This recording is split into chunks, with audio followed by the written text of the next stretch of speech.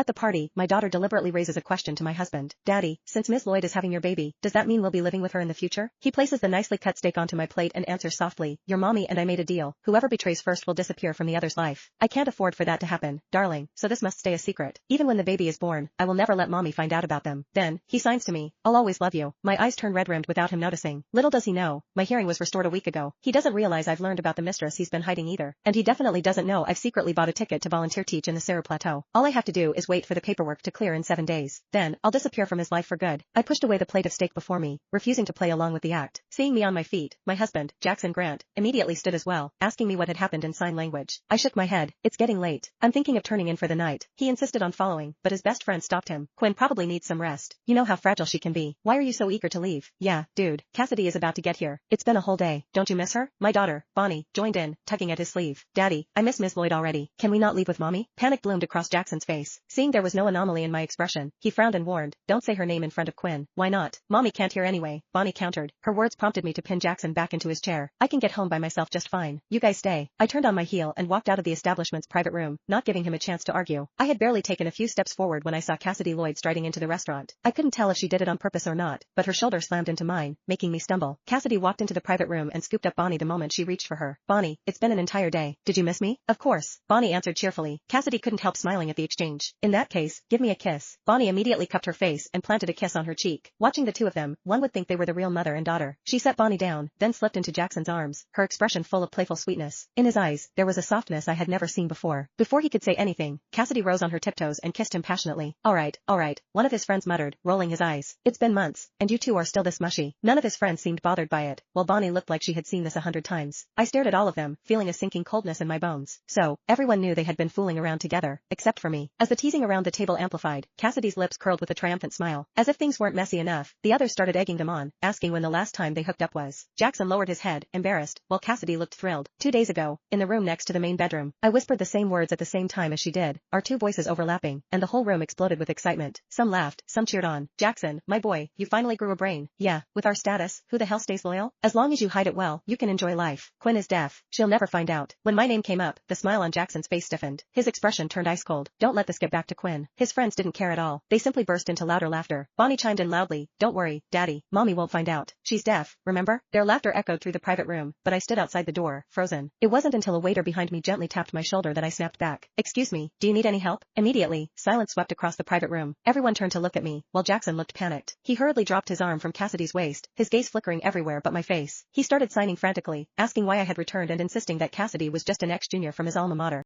Click the link in my bio to get the full story for free.